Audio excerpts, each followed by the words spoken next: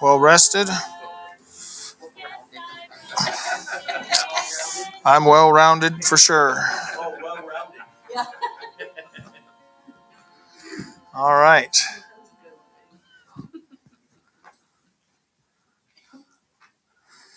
Um, Before we get into what we're going to talk about today, are there any questions from last night that you got home and you went, I should have asked?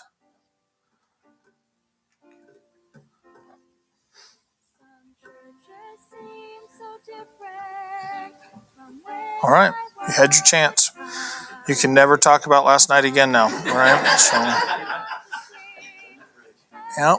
All right. Okay. Well, today the goal is to kind of cover program format and materials and discuss some different things there. And some of that you already maybe you've been through. I think everybody here has been through that before, but also um, we're gonna kind of open up for some discussion too. But there's things that I don't know. There's sometimes we will start something and then we go, well, that's not working quite well here or there, and so it's good to kind of review.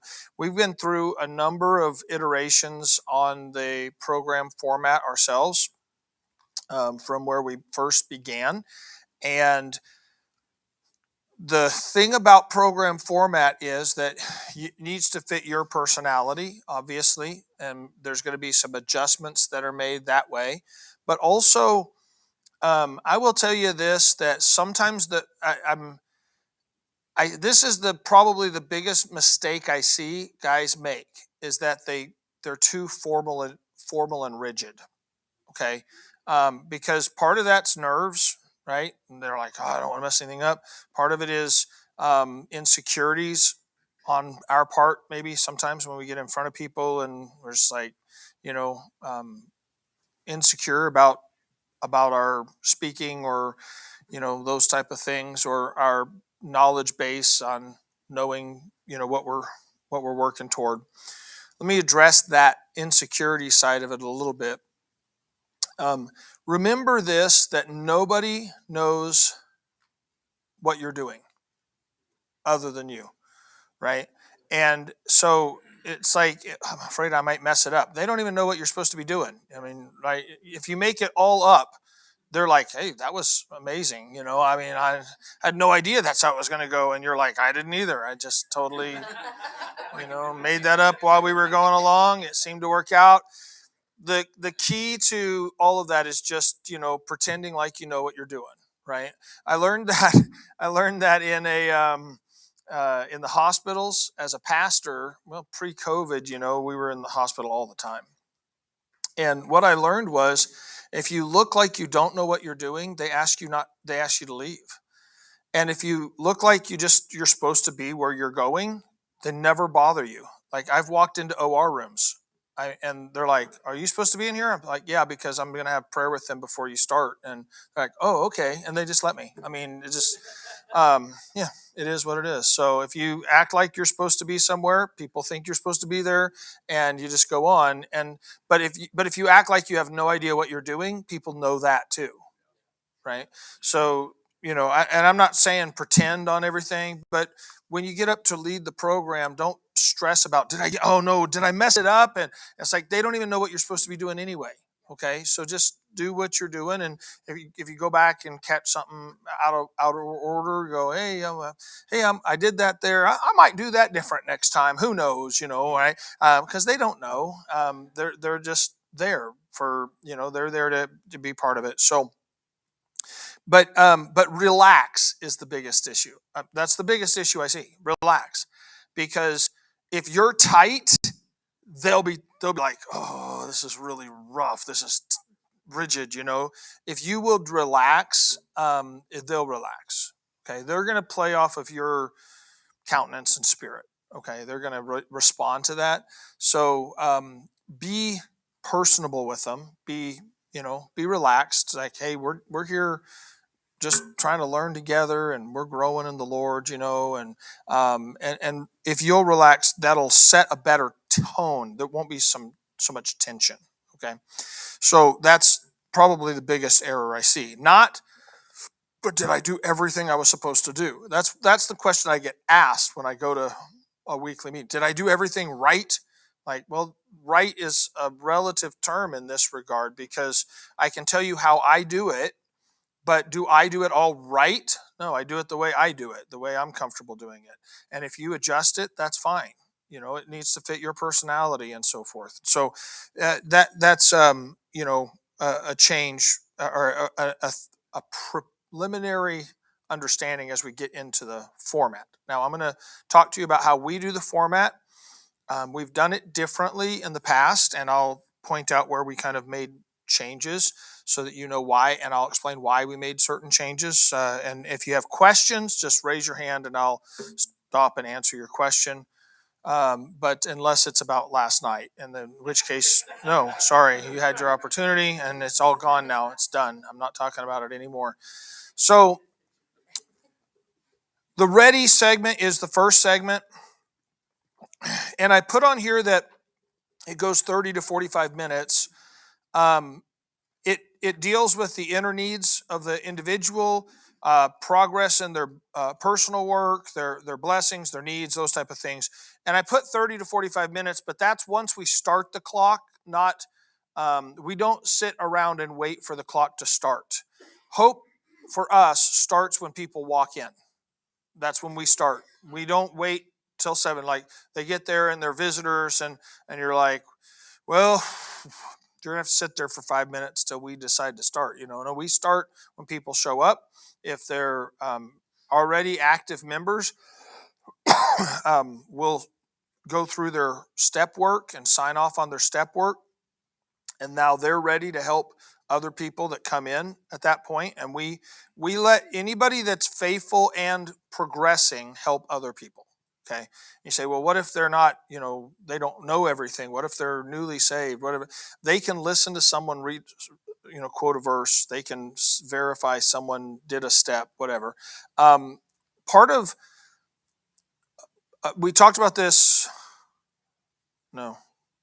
Did we talk about this? I don't remember. Sometime this weekend. Maybe it was Sunday, though, and you weren't here. So the necessity of community. Did we talk about that last night? We did? Okay. The necessity of community. I'm not supposed to bring up last night again. Anyway, but part of community is engagement. It's not just attending, right? I will go out of my way to give people something to do so that they feel like they're part of what we're doing. It doesn't matter who makes coffee, but it does to somebody. You know what I mean? It matters to that person that, hey, I have a job to do. I make the coffee. If I don't show up, there's not going to be any coffee. It's important, and it gives them a personal anchor point. It gives them like a connectivity. And so I'll look for things for people to do, and I'm more than happy. I say, well, what if they're not members of the church? They're attending Hope. Okay, that's the factor here. It's not church membership. It's not anything other than that they're coming to Hope, and they've come more than a couple times, so they're showing themselves faithful, right? And I want to plug them in to become part of it. By the way, I do the same thing in Sunday school class. Okay, Sunday school class in church. People that are engaged are faithful. People that feel like that they don't have, it doesn't matter if I miss because no one will miss me, are more likely to miss.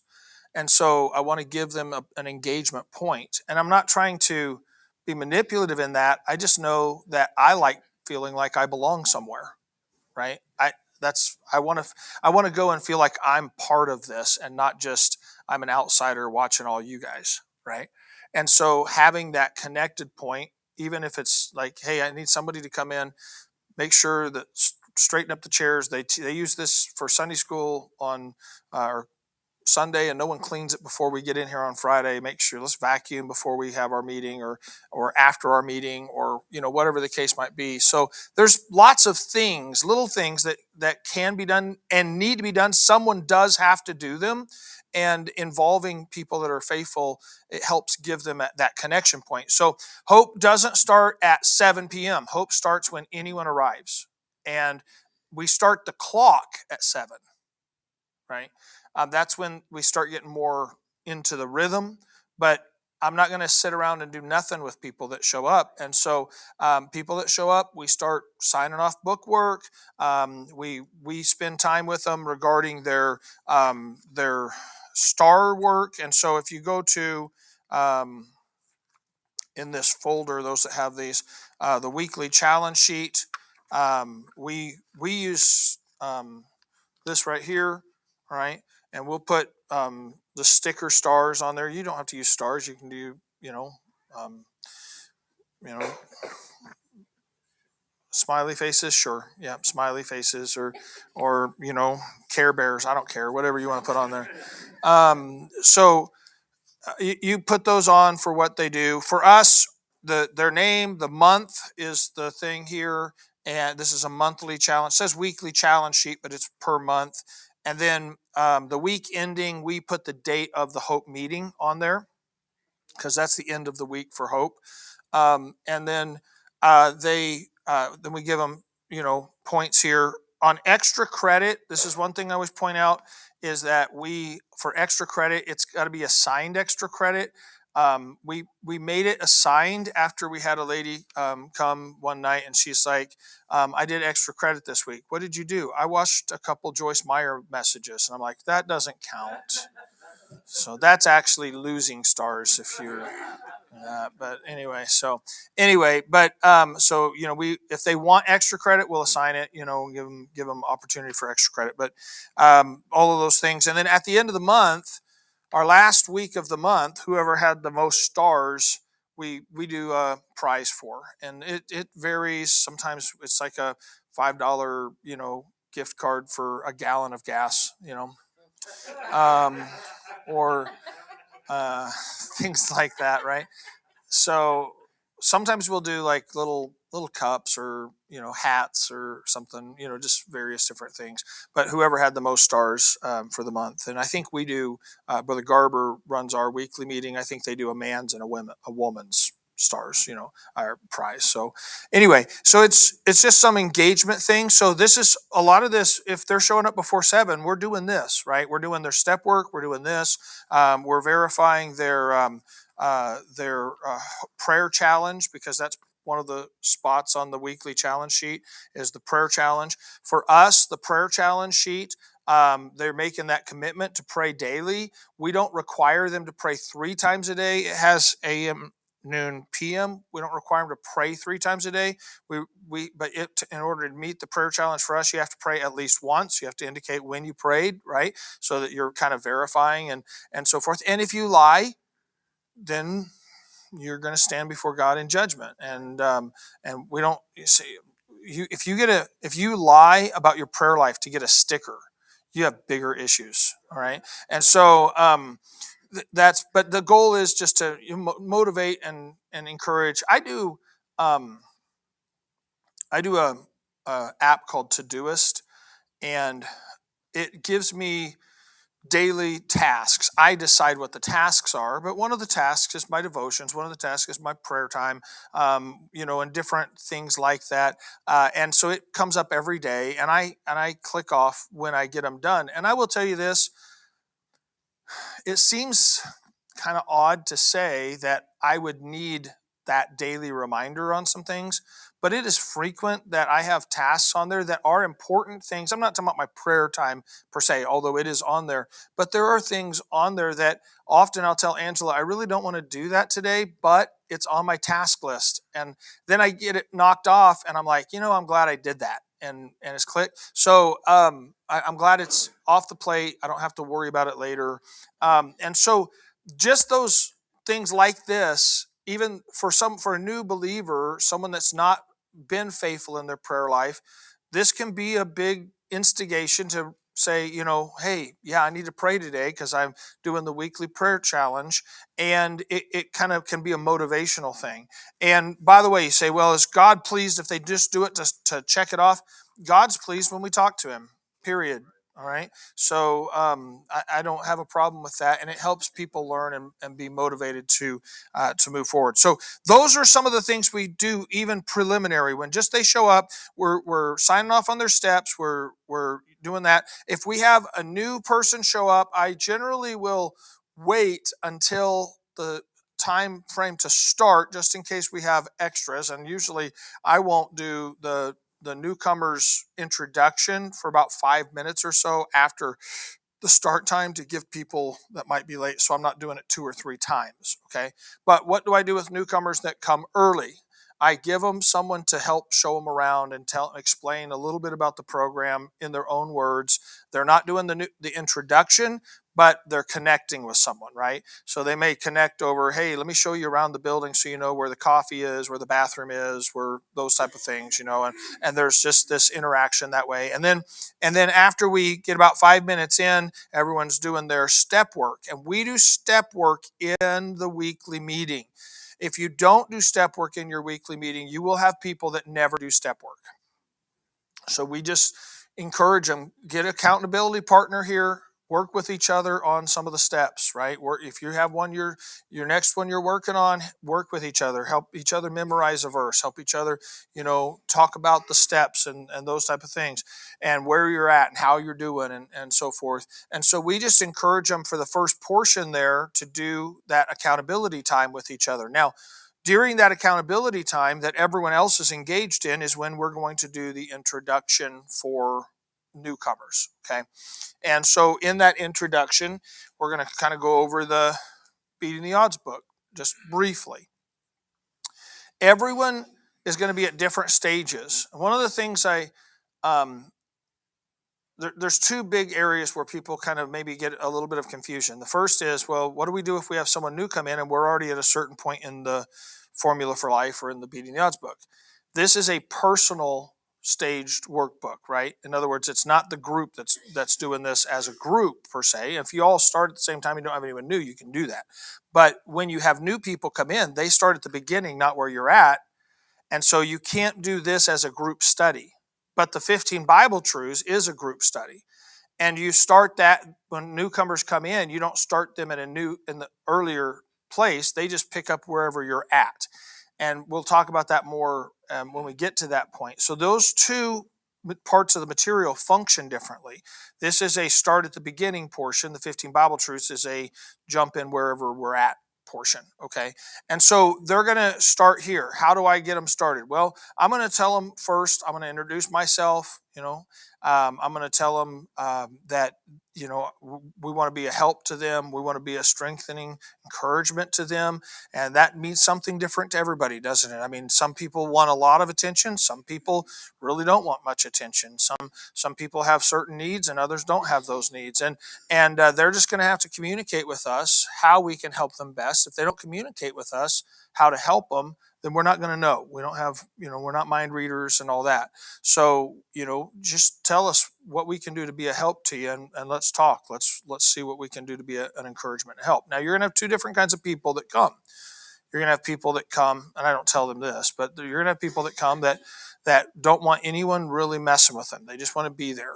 And then you're going to have people come that are takers, and they are going to tell you they want you to come mow their lawn, they want you to come, pay their electric bill and all kinds of stuff.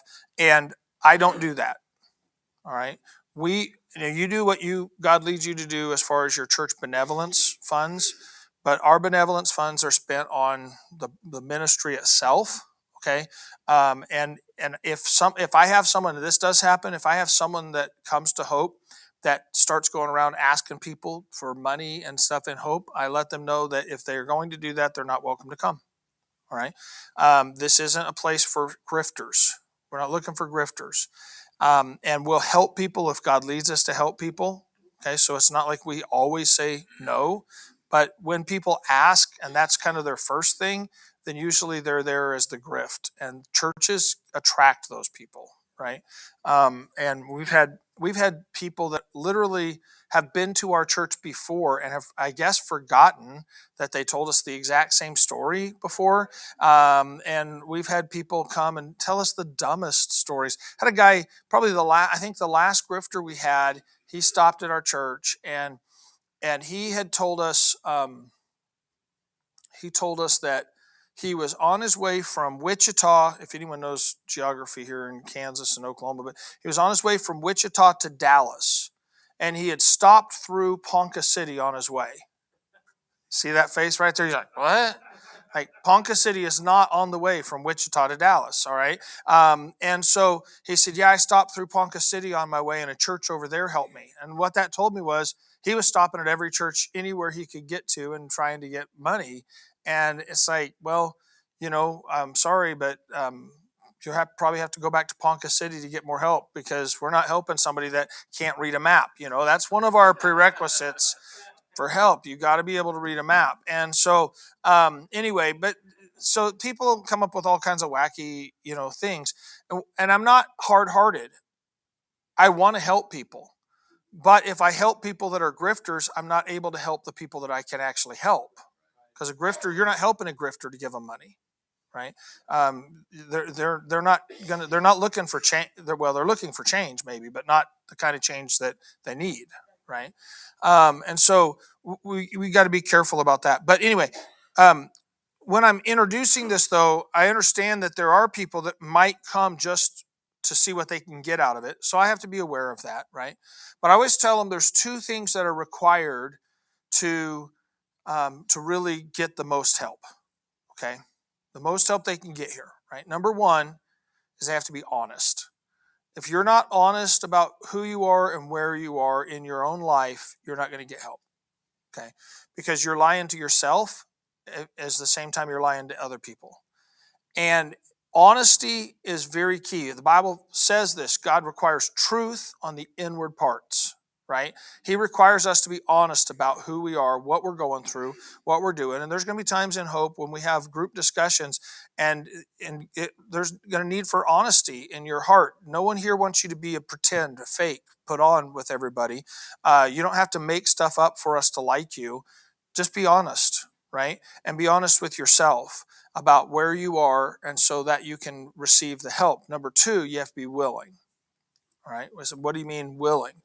I mean that there's going to be times when you're going to hear things in Hope that you don't want to do, but you have to make yourself willing if you're going to get the help, right? You have to be willing to be faithful. You have to be willing to do the steps. Okay. You have to be willing to make the changes that God puts in your path as we're going through these things. There's going to be things that you come up to maybe that you don't want to deal with. And that's very frequently the case with folks that struggle with addiction. I've often in counseling spent time with folks, and we get to a certain point and it's the real issue. It's the real root issue. And as soon as we touch on it, they're like, nope, not talking about that. Nope. We don't deal with that. Let's move on. Change the subject. It's like, well, we could change the subject, but it won't matter. Because it is the thing that you don't want to deal with that is your problem. Right? That's the spot. And you have to be willing that when we find that place, you have to be willing to deal with it. Right? You have to be willing to address it. And it's going to hurt. And that's why a lot of people don't want to address it. And that's why they stay in addiction. Okay? You have to be honest. And you have to be willing. If you'll be honest and you'll be willing, you'll get help. And if you won't be honest and you're not willing, you won't get help. It's just as simple as that. You could come for the next 12 years. If you're not honest and willing, it will not help you and you will not change. All right. So those are two key factors. Now then, we'll go into the book, and I'll go through the first couple steps with them. I'm not going to do that with you this morning, just because I know all of you have been through materials before. But we'll do step number 1 together. We'll do step number 2 together, and then I will tell them you need to do the rest of these steps. But let me point out an important part of the book, and I'll take them to where we started last night. And I'll just tell them how important this is and the trigger list is. I don't explain it all to them. I just encourage them, man, this is a great, important thing to get you started on your journey. And so really pay attention as you read through this and you do these steps, and start a trigger list. I really encourage you, start a trigger list like it talks about. And if you have questions about it through this week, next week when you come, we'll talk about it and answer your questions. Okay. I don't do the step for them. I want them to do the work. If I do everything for you, you won't grow. Right? And so I give them that. It's not a long introduction. It's maybe 6-7 minutes max. Okay. And then we go back in to the other group. We will, when I get into the other group, in your outline here, newcomers receive Beating the Odds workbook, program explanation, give them a simple overview, copy of the workbook when they first arrive. Existing students during that time working through their Formula for Life workbook steps. That's the core workbook in the program. At some point, the Formula for Life steps will ask them to do a few days in the Knowing Him devotion. That's when you introduce it. Sometimes, and this is the other question people have. So if we look at all the different materials past the Beating the Odds workbook, you're going to have all of these books, right? But when someone walks in, we don't go, okay, here's your first book, and now also you have to finish all these books, because that freaks them out, all right? So we will often, we have these out and available for people to buy, but we'll make a copy of step number 1 from the downloadable format, and we'll just give them a copy of step number 1. We say, now, if you want the whole workbook, you can buy it. If you lose your copy, it costs to get another copy, right? Because we have people that can't seem to keep like a piece of paper for a solid week for some reason. And so we charge them if they lose it, because they need to learn responsibility, right? So they can buy this for like $15. If they need another copy of step number 1, it's $78. I don't know why, it's weird pricing, but anyway. But they don't need all of these things for step number 1, right? They don't have to have this book yet. It'll tell you when it's read, when they need it, and or the article, and then we give it to them, right? They don't need the work. They don't need the daily devotional until they need it, and so we don't push it on them like, here's all of these things all at once. If you do, you'll overwhelm them, okay? And so it's bite-sized pieces, and we give them to them as they need it in that process. At some point, they're going to come through the workbook, and we may move them into the aftercare books of the authority principle or the changing of the garb. That's these two books, okay, these two workbooks.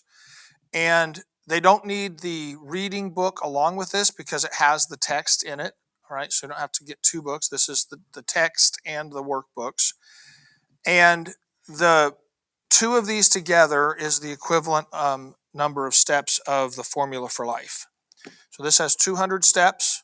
This has 100 each. So 200, 200. The steps are similar, so it's not a change of format. I will tell you this: I get a lot of.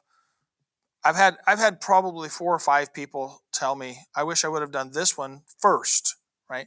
So, and I don't encourage you to do that, but I will tell you, don't think, well, they finished the Formula for Life, they don't need anything else. These are helpful to them, okay, and it'll really help them grow. I would do it in this order: this one first, and then this one, okay? But I would not skip either of these. I would encourage them to continue on, all right? Now, if they do faithfully between about three steps to 5 steps a week, they will finish this in a year, okay? If they only do 1 step a week, they will finish this in 4 years, right? I mean, it's 200 steps, okay?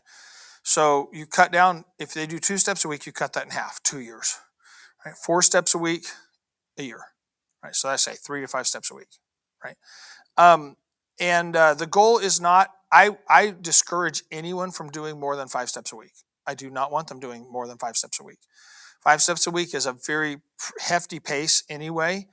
And the reality is that you'll have some people maybe that grew up in church and they're able to memorize things because they learned how to memorize it.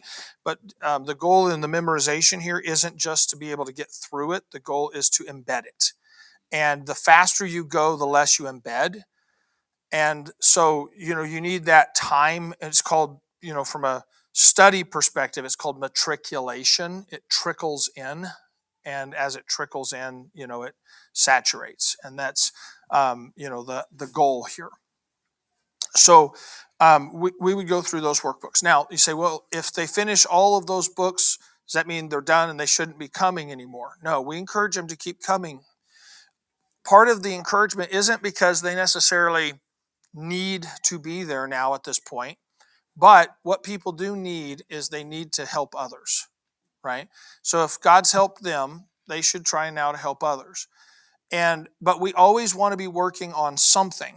And so what we will do with folks that are still coming is I'll pick out one of the other books back there, and like the spiritual armor books or something like that, and I'll have them read a chapter a week in a book. They're just continuing to grow. I don't want people to come and sit and do nothing.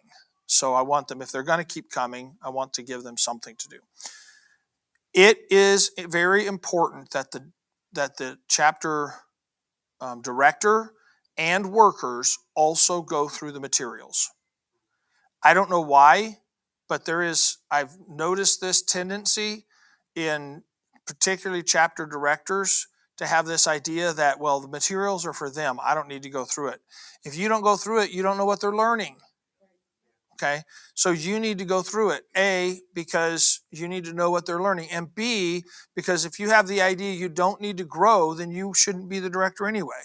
Okay. You should be trying to grow. And I'll tell you honestly, I have pastors who will tell me, man, I learned so much going through the Formula for Life.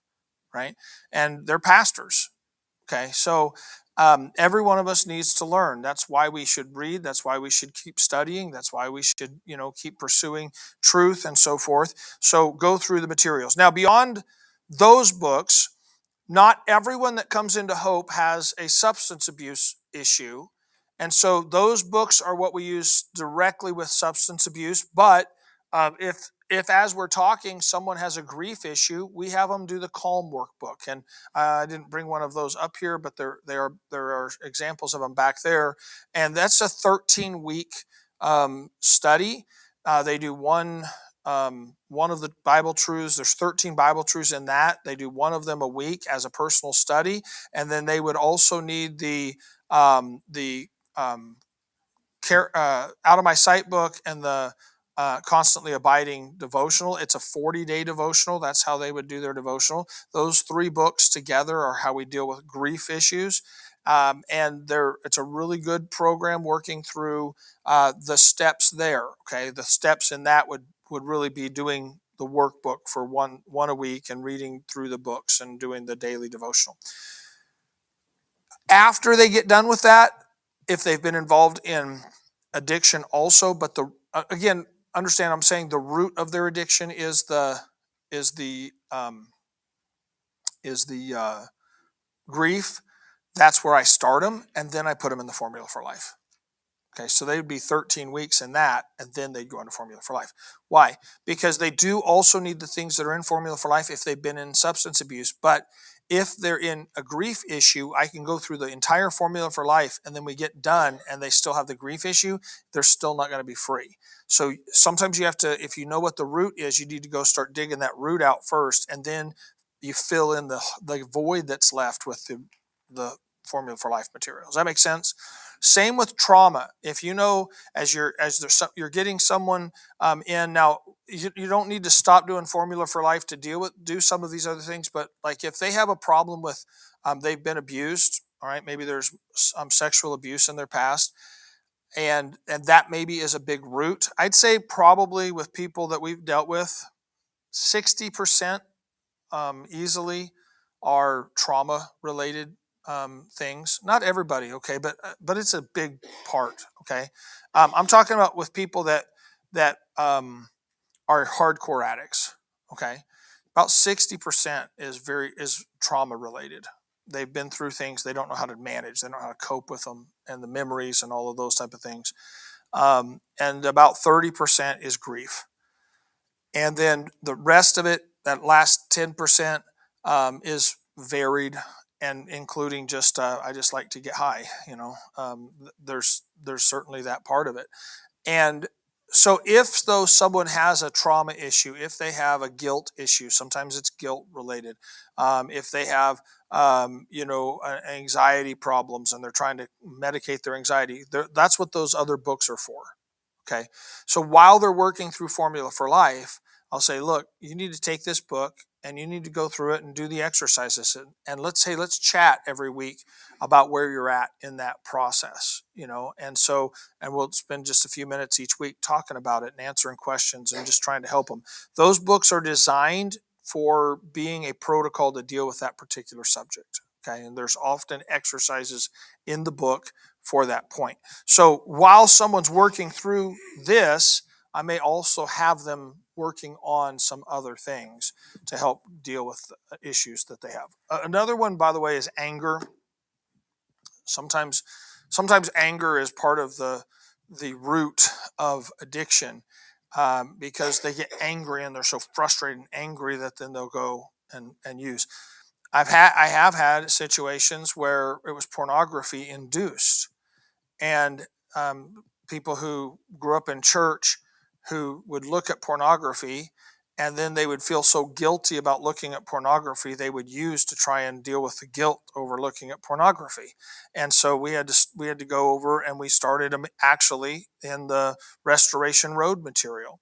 And Restoration Road is 200 steps just like this one, so we had them do that instead of this to begin with, and then we had them go through this. So I say that's 400 steps. Yeah, because sometimes problems are deep, right? And it's not like we're trying to rush this and get them out of here as quick as possible. We're trying to get them healthy. Okay, we're trying to get them to where they don't have the same problem going back again and again. Okay, so take time to talk and ask questions and explore with them where those issues might be. Often I do with people when I'm counseling on this subject, and it's okay, by the way, to do this as part of your messages. Okay,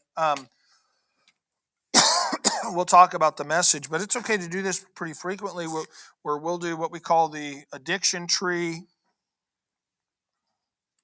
and I'll just explain it as we have, especially as we have newer people coming in, and we'll talk about we'll talk about the roots of addiction, and we'll talk about Romans 5:12, how sin in the world affects us, and how our sinful responses affect us, right? And how our identity, what people see, or how we think of ourselves, is the root of how we're impacted by sin. Okay? Well, how does that begin? Why one man sin entered the world, death by sin, right? Well, what does it say about that? So go over to Genesis 2, verse number 17.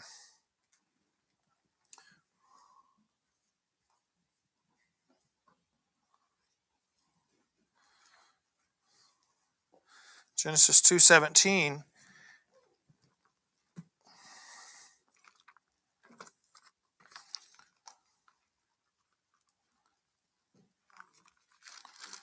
All right. It says, but of the tree of the knowledge of good and evil, thou shalt not eat of it, for in the day that thou eatest, thou shalt surely die. Can I tell you something strange? You think about? Y'all have been around folks in addiction, right?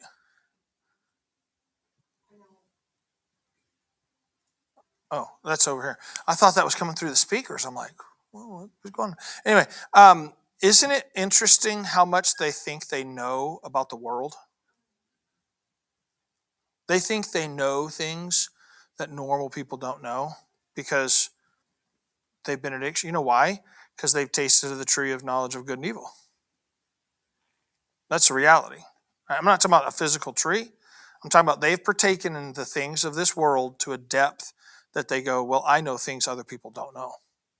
Right? And they really become often quite arrogant about what they think they know about the world versus everybody else, and prideful.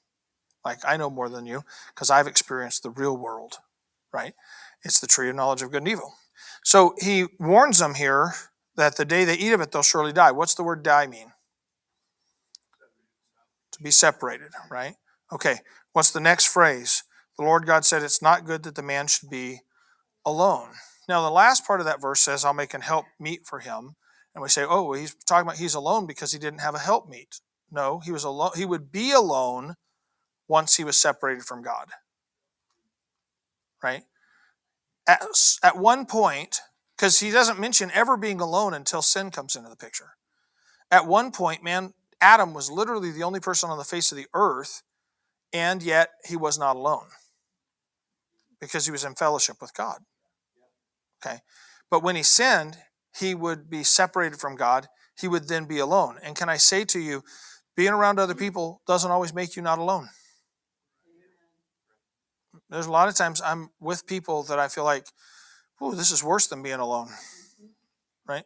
You know what I'm saying? I mean, some of the most alone people I've ever met in my life are married. And they're miserably alone. And it makes it 10 times worse being around people that make you feel alone. All right? And so aloneness is the first emotional impact of sin. And it's the root that people are trying to solve for in the flesh. People are trying to solve the aloneness thing. I'm alone. I don't feel like anybody understands me, and I don't want to feel this way, and so I drink or I do drugs or whatever the case might be.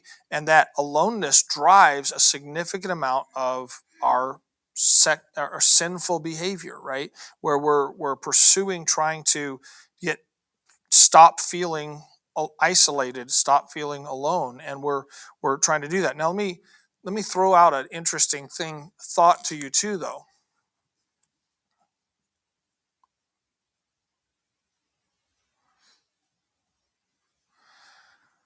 When you look in the scriptures at the most impactful events in people's lives, almost all of them occur when they're alone. Jacob was alone in the field, right?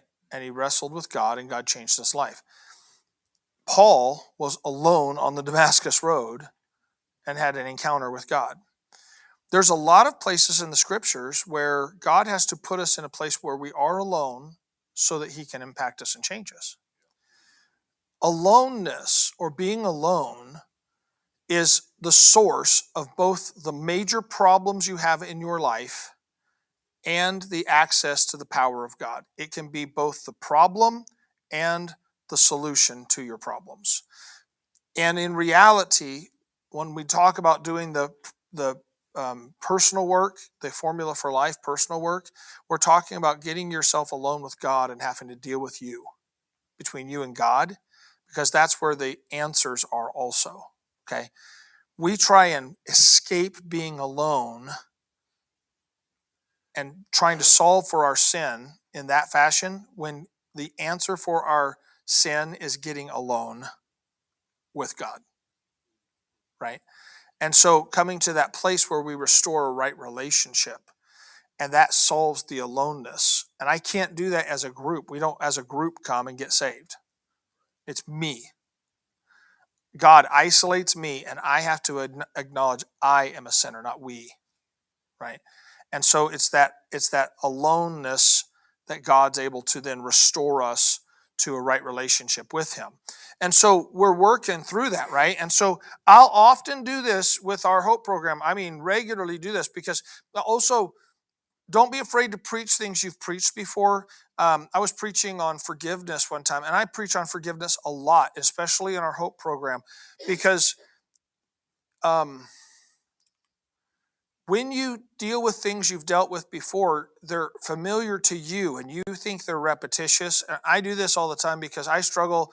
Like when I do trainings, I'm already teaching things I've taught dozens or hundreds of times before. And it's kind of like, I have to say that again. People already know that, but it's not people that already know that, because some of you weren't here before. Some of you haven't heard me teach before. So it's all brand new to you. But it's also this, that I had a couple of years ago, I was preaching at a youth camp, and one of our workers was there who I know had heard me preach on forgiveness dozens of times over the years, just minor explanations to full messages.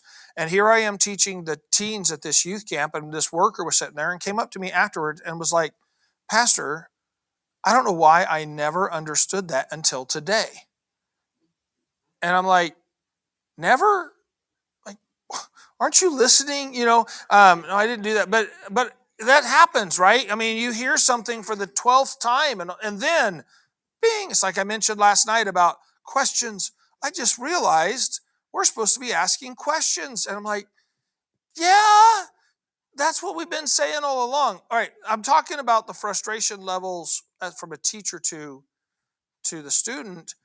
You got to remember when you're dealing in hope, they don't get everything the first time. They don't understand everything the first time. It's not like there's something wrong with them. It's just normal. As a matter of fact, in my devotions this morning, I was in Mark chapter number 9, and the thing that caught my attention this morning was that's the account of the transfiguration in Mark chapter number 9, right? Jesus is transfigured, and Peter comes up with this brilliant idea to build tabernacles for everybody, and they're all like, because he didn't know what he was talking about. That's the explanation. He didn't even know what he was talking about. So, but then they leave. As they're leaving, it says they're talking amongst themselves in Mark 9, and they're discussing, what does this thing about resurrection even mean? Because Jesus said, don't talk of this until after I'm resurrected. And as they're leaving, they're going, what does he mean by resurrection from the dead? Okay, when I hear the phrase resurrection from the dead, I know exactly what it means. Okay, but here these guys they have no idea what Jesus is talking about. What is he talking about? Resurrection from the dead. What does that even, is this a euphemism for something? Right? This is a parable, isn't it? This is one of those parables. He means something other than what he's saying. Right? How many times do we do that? We hear a clear, plain statement, and we're just like, what does that mean? And we don't get it. Okay, everyone's that way. And so what I'm trying to emphasize this as the teacher in the Hope class or preaching. Don't be afraid to remind people and reteach things, because they're not going to have they didn't get it all. Okay. This goes to the Dunning-Kruger effect. You all know the Dunning-Kruger effect? Dunning-Kruger were two sociologists that did this study, and they found that there's a relationship between confidence and competence. All right. And so what happens is as soon as someone tries something, they know very little about it, but they try it, they immediately think they're the best that ever was. Right? They're very, very confident and very ignorant. Right? And so this up here is Mount Idiot. All right? Yeah, they know everything about it. Just ask them. They've done it once, right? And so, but then what happens is if they try it again, or as soon as they start learning what the standard of actually doing well at something is, then their confidence drops like a rock, because then they realize, I am an idiot. I have no idea what I was doing, right? That's why we call it beginner's luck, right? If they actually happened to succeed, it was not because of competence. It's not because they knew what they were doing. It was a fluke. It was an accident. The next time they do it, they find out, I can't do this at all. And so their confidence drops even as their competence is increasing, right? And then what happens is that they begin, if they continue to apply themselves, they'll turn and they'll begin to grow, and they'll come to a place where they become an expert. And this area here is the valley of despair. And up here somewhere they're an expert. All right. But the problem doesn't end with becoming an expert, because then what happens is when you get to the level of an expert, you forget how dumb you used to be and how ignorant everyone else is about what's good. You get to the point where you just make assumptions. Everyone already knows this. Why would I tell them these things? Everyone knows that, and they don't know it. But experts have difficulty sometimes explaining things to people who are newbies, because they have forgotten what it was like to know nothing. And they assume knowledge. One of the biggest errors you're going to make in teaching other people is assuming they know things that they don't. And you'll come to a story, and all of us do this, and as a as a preacher, I know I'm guilty, and it's one of those things I'm working on this actually, in my personal teaching, is not assuming everyone already knows stories from the Bible. Right? Hey, y'all know the story of David and Goliath, and I'm just moving on, and someone sitting there is like, no, like what's he talking about? What's that supposed to mean? And even people who maybe have been around for a while are kind of like the disciples. They're like, what do you think the resurrection of the dead is supposed to mean? What is it like? What's he saying about that? Right? So stopping to give explanations and details on things that you think everyone already knows is an important part of training. And if you can't get yourself to that point, then you're not going to be a good teacher, right? The great teachers don't assume knowledge, they teach knowledge. Okay. And so there's that process in there. And okay, let's go back over where we were. So we're trying to solve the aloneness problem. We're trying to deal with, you know what? We're also going to take a break. Let's take a break right now, and then we'll pick back up after that, after our break. Let's take until 10.